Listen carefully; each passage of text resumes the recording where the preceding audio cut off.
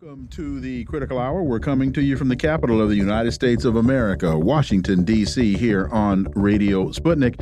I'm your host, political scientist, author, and nationally syndicated columnist, Dr. Wilmer Leon. I'm joined here by my co-host, political analyst, Garland Nixon. Thank you, Wilmer. For the next 2 hours, we will explore and analyze the salient news stories that are impacting the global village in which we live.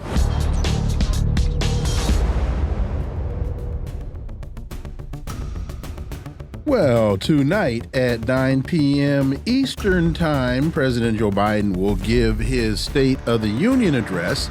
It's being heralded as a high-stakes moment as he looks to convince voters to give him a second term in the White House.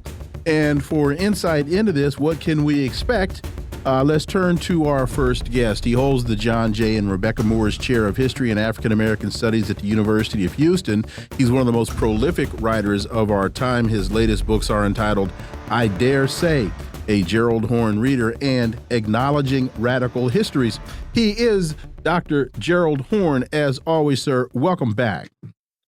Thank you for inviting me. So again, they're heralding this as Biden's time to convince folks. And I don't know how many people are really out there to convince. According to Real Clear Politics, he's got a 56% disapproval rating, a 67% people believe the country's heading in the wrong on the wrong track. Part of this disconnect for me is that even with these horrific numbers in a head-to-head test of the expected 2024 matchup, according to the Wall Street Journal, Trump's got 47 points, Biden has 45, and it's within the 2.5% margin of error within the polling. So it's an issue, to me, really, of turnout as opposed to convincing. Dr. Joe Horne. Well, in any case, the bar is set low for this speech tonight. If Mr. Biden can stumble through this speech without flubbing applause lines or drooling noticeably, it will be considered a major victory. CNN tells us that we should hear remarks about higher taxes on the wealthy, a lowering cost of prescription drug prices, and, of course, the recent Alabama Supreme Court decision calling into question IVF, that is to say, the ability of women to control their reproductive freedom, which, of course, was also manifested in the Dobbs Supreme Court decision a year or two ago. Now, he will also have the traditional applause line, that is to say that the State of the Union is strong, and then all of the congresspersons, Democrats and Republicans and guests alike, will leap to their feet unanimously. But as a person who's recently visited Hawaii, the 50th and presumed final state, I dare say that by the end of the 21st century, Hawaii will be independent, which would be justice in the sense that when it was seized by the United States in the 1890s, it was in blatant violation of international law. And according to the Daily Mail of the UK, we can also expect reactionary secessions. They looked at Alaska. I'm speaking to you right now from Texas, and we expect a secession referendum to be placed before the voters within a year or so. If you look internally, you see that in Eastern Oregon, there's an attempt to secede from the rest of the state because of antipathy towards Portland and its presumed leftist politics. In Northern California, you have a similar phenomenon with right-wingers seeking to secede from the otherwise blue state of California.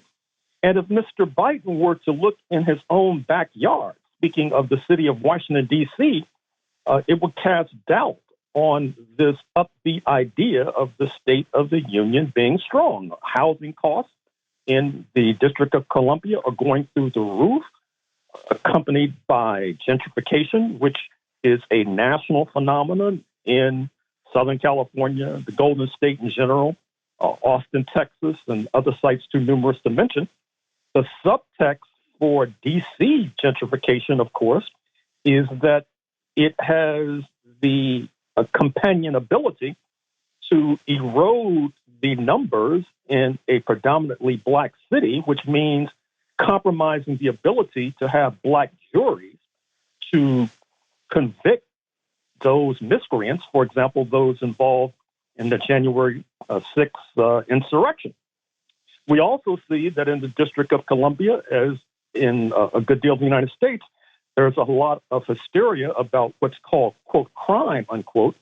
But you can see that credibly as an outgrowth of high housing costs, the rent being too damn high, folks having to take two jobs to survive, which you must factor into these routinely reported low unemployment rates that you read about in your paper. In today's New York Times, there's a front page story about the crime bills in Louisiana, which obviously will disproportionately impact the black population of the Pelican State, which is about 30 to 40% of that state's population. That is to say that you can expect more black people to be placed on death row, more to be subjected to police terror, more to be subjected to hate crimes. And even with regard to this Alabama Supreme Court decision, some of our more acerbic comics have pointed out that when the Supreme Court suggested in Alabama that an embryo is a person, they cracked that will allow black embryos to be tried as adults. Please do not chuckle at that rather, unfortunately, spot-on joke. And with regard to the global scene, politics have intervened because we find out that the spouse of Mr. Zelensky of Ukraine will not be attending because she thought that the widow of Mr. Navalny of Russia, recently deceased, would appear. And the press has not told us, I'm afraid to say, that Navalny was a kind of ultra-nationalist and therefore had his eyes on Ukraine in terms of gobbling up its territory, not to mention what we've already talked about with regard to the now sainted Mr. Navalny, that he also was an Islamophobe.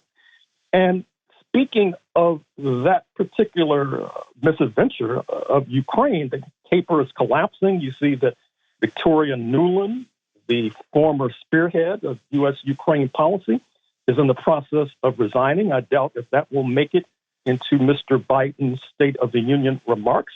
We also have been witness to the recent revelation from Germany of high-ranking military men talking openly, being taped, apparently, chatting about attacking Russian territory, which could open the gates of hell, could lead to a titanic conflagration involving Germany and Russia. We see, as we've said before, that Chancellor Scholz in Berlin let the cat out of the bag when he talked about NATO troops already being on the ground in Ukraine, which in a sense helps to lessen the pointedness of the remarks by Mr. Macron of France, where he talked about placing NATO troops in Ukraine. And that goes along with the New York Times story of a few days ago talking about U.S. CIA bases being in Ukraine. And despite all of that firepower, the misadventure is collapsing. I doubt if that will make it into the State of the Union address.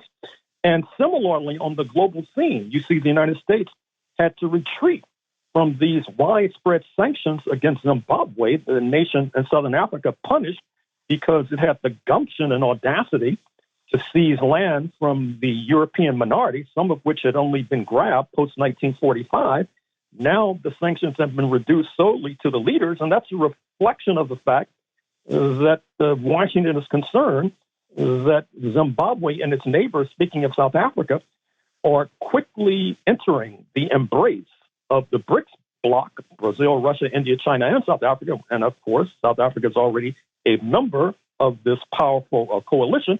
And we also see that South Africa is returning to the International Court of Justice, a maneuver by which led to their being denounced in the State Department, insofar as they put Israel in the dock because of its massacres and genocide in Gaza. Now they're returning because they're complaining justifiably about starvation gripping Gaza. And with regard to Israel itself, we see that the uncommitted vote in the Democratic primary was manifested not only in Michigan, but in other states as well. That as we speak, there are regular demonstrations at the Israeli embassy in Washington, D.C., destined to increase in numbers.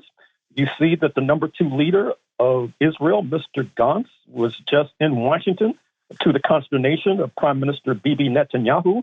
The top military man, Mr. Gallant, has also roiled the Netanyahu coalition by talking about conscription of the ultra-Orthodox men who now, generally speaking, are not involved in this military fight, even though they stand to be a major beneficiary. Likewise, in the South China Sea, you see the U.S. cat's paw, Philippines, now jousting with the People's Republic of China. That can only end in tears in Manila. And so if Mr. Biden were honest, he would speak about U.S. hegemony framed globally. He would speak about the crisis domestically, the crisis of everyday living in these United States of America. In other words, he would not say that the union is strong. He would say the polar opposite. The other thing I'm wondering is protest. Everywhere that Joe Biden sets foot these days, there's people standing up, yelling genocide Joe, et cetera. After the State of the Union address, certainly I would think, after Super Tuesday, that he'd have to say something, I don't know, use the word ceasefire or whatever. And I would imagine there'll be a significant number of protesters outside of the venue. Your thoughts, Dr. Horne?